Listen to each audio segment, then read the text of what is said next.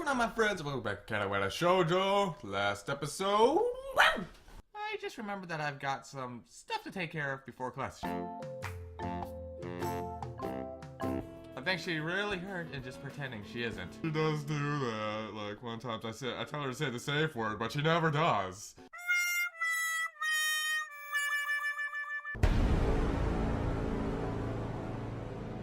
Last time, Emmy went to go see the nurse, but she didn't end up going to see the nurse because apparently she had some stuff to take care of. Sure she did. I'm pretty sure she did. She had all the stuff to take care of. And then Hassel basically dragged her ass back to see the nurse. It was pretty cool. And stuff and things. Now, let's get back into this. As we arrive at my classroom, Emmy gives me a quick kiss and heads down the hallway to Rin in tow. I'm sorry, Demon Painting, but I have forgotten you, my love. You were there, but now I have the Emmys, and she's kissing me in front of you. You must feel like shit now. Oh, god damn it! Speaking of feeling like shit! I turned to enter the classroom, but I'm met by the duo of Shizune and Misha. Fuck you. Misha seems to be fighting a losing battle to keep from breaking into a fit of giggles while she translates Shizune's latest rant.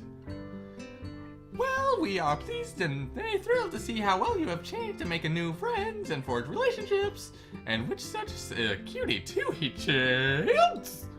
I think the last part was probably Misha. More fucking dots! We nonetheless feel compelled to politely remind you that public displays of affection are strictly forbidden. Really? That's disappointing, Chi-chan. By Section 8 of the Code Conduct laid out in the student handbook.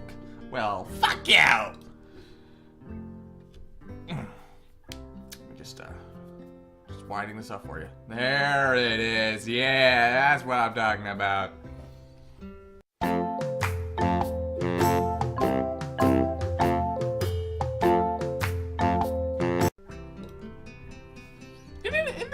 However, ignorance of the law may be your excuse, as we were feeling lenient.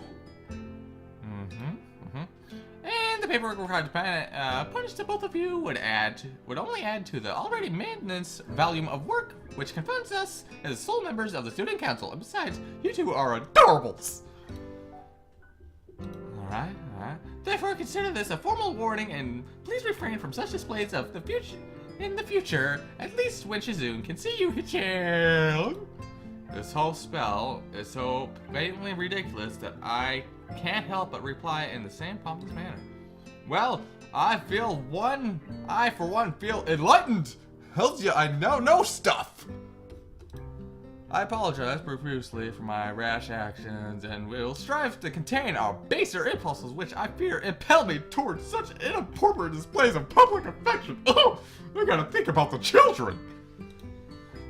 It is hardly my wish to burden any already overworked student council with such petty matters, and will do my best to make your lives easier in this matter in the future. At least when Shizune's watching. That lesson is delivered with a wink to Misha, who finally loses control of her laughter. Oh god, no.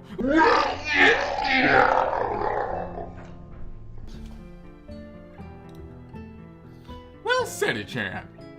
Chuckling a little myself, we enter the classroom. Okay. Alrighty then. Okay. Class is uneventful, and after the final bell rings, I find myself alone with Matao again. Oh god, no. So, looks like we've all assembled for the second meeting of the Science Club. Or is it the first? What do you think? Should we count yesterday as a meeting? Well, we did form the club yesterday, didn't we? That seems like club business, so we can safely call yesterday a meeting, yes. Mattel smiles in his usual stilted and awkward way. I wonder if the muscles in his face are just not shaped correctly to let him smile naturally. He's not allowed to smile anymore. You really do have a knack for this, I think. Logical thought processes, that is. God damn it, Mike! So, what's up? Nothing much, really. Just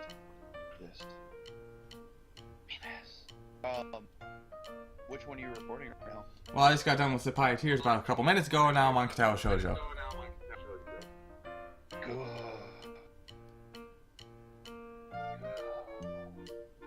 I've got the first episode of Dreadout to upload. Dreadout will probably be finished by the time this goes up. You know what's hilarious? What? That first act of Dreadout, I went into it. It took me like 5 minutes. To edit it, just 5 minutes?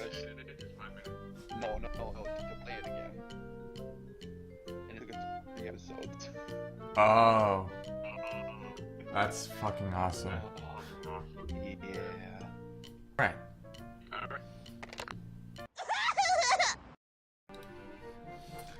I guess so?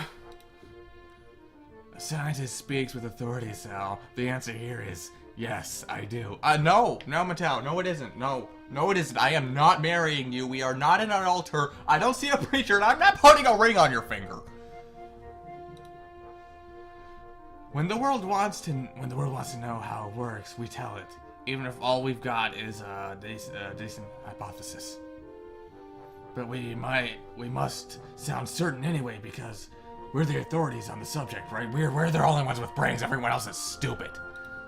He chuckles to get along with the awkward smile at his awkward joke. I'm doing my best not to grimace, but I don't think I'm going to be successful. That's certainly false, of course. We know a lot, sure, but nobody's an expert on how the world works. If only because nobody can be sure with no certainty there are no experts.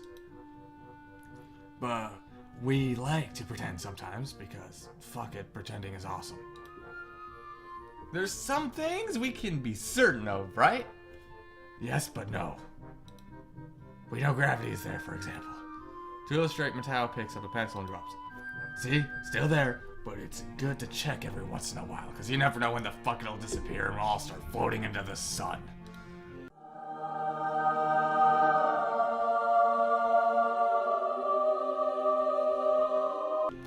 That's why you'll still see researchers mucking about with gravity.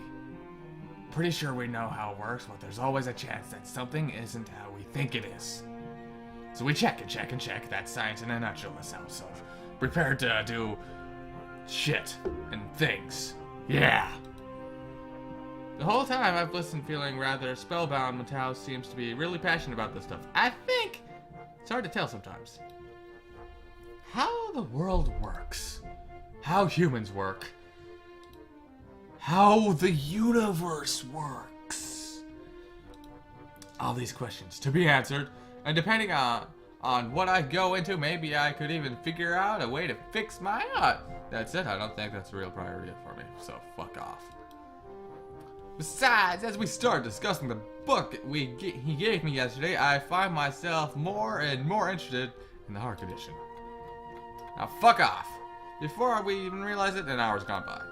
Well, let's call it a meeting over for now, okay? We'll have another meeting tomorrow, or the day after, or whatever the fuck we feel like it. He considers this for a moment. Call it the day after. I have a lot of grading to do. Okay, see you then. Get the fuck out of here. Wow, that was boring and pointless. As I exit the classroom, I realized that I didn't really have anything to do tonight. I mean, I didn't make plans, so go to the library. It's doing homework in my room anyway. Fuck off. The library always seems cooler than the rest of the building. Probably to keep the books from getting damaged by excessive heat and humidity. Books are sturdy objects, but if you keep them in good condition, if you want to keep them in good condition, that takes a little effort. Fuck off. I've got several books that are so well worn, the pages are barely clinging to the spine. Seems impossible for them to still be usable, but if you handle them with care.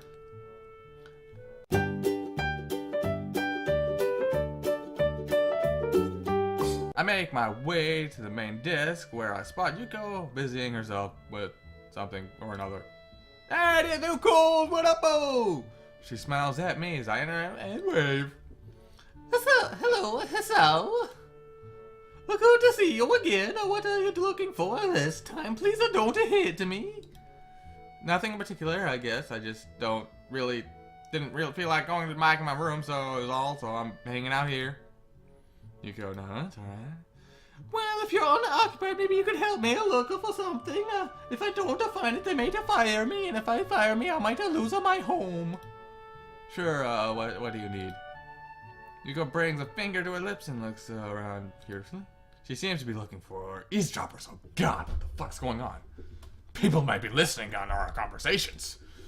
Come closer. Take a few hesitant steps forward and feel distinctly unnerved. What's up, girl? What are you there? What the hell are you doing? Yuko lowers her voice to a confident whisper.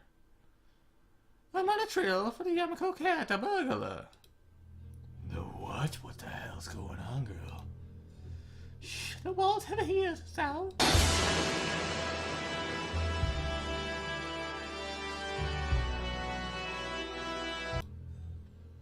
Or they might. But listen, the missing books, remember them? Yeah? Well, they weren't missing. They were stolen. I'm convinced of it. I remember you saying something of the similar earlier, but how do you know? Go leans in closer for a possible whispers, even lower. Because I found one of them hiding places. You did what? Yuko looks triumphant. Found one of the stashes. It was a one of the stairwell in the boys' dorm. 20 books I was looking for, they're all there. It's about the thief there, me proves it. So did you take the books? Yuko looks at it as if I suggested she walk around naked. Do that, I don't care. Are you nuts? You can't know that I'm onto him. He might go around and evade the capture. So, what do you need my help with then? Yuko casts another glance around the library and leans in closer. You've got to spy for me. What? Spy? Yeah, like when you were in the dorms, you know. Keep an eye out for any suspicious activity. What considered suspicious anyway? I don't know. I mean, Kenji's pretty suspicious too, but I'll wager he barely goes to class, much less sneaks around the library to flirt with books, because he can hardly fucking see. So what's the harm in saying yes? But at least, get me out of this weird conversation. Yeah, I can do that, no problem. Okay, Yuden straightens up and claps excitedly. Great! Now hurry up and go talk about something else in the case someone comes in. How's the school treating you? Pretty well. What the okay, well, that was... Alrighty then! I've been running in the mornings with...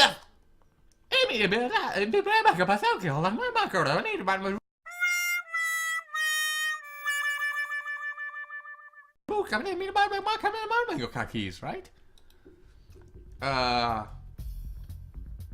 Yeah. How'd you know?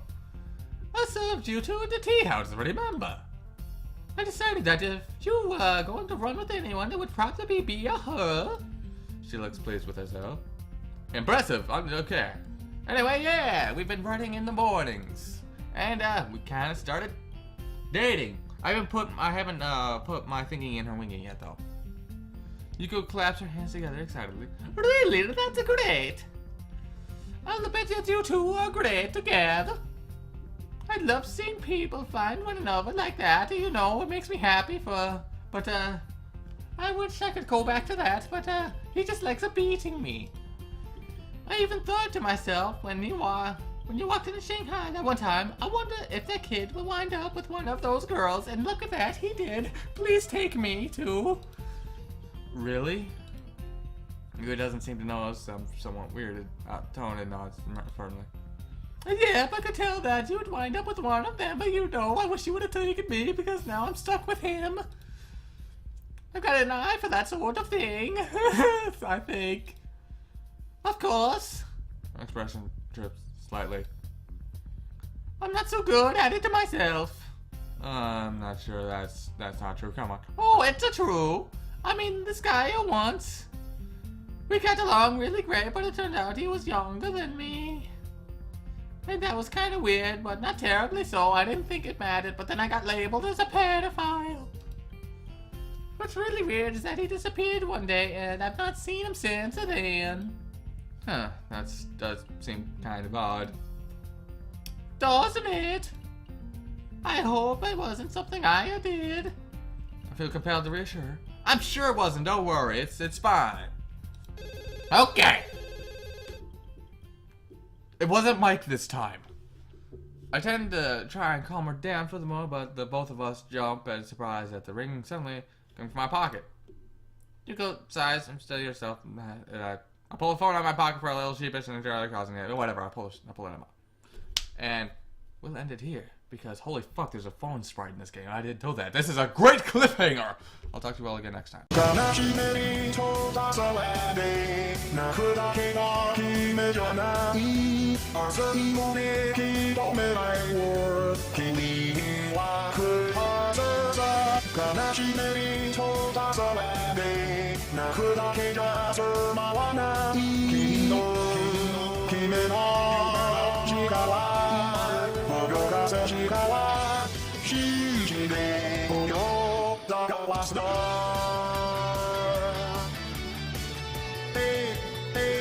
Hey, stop.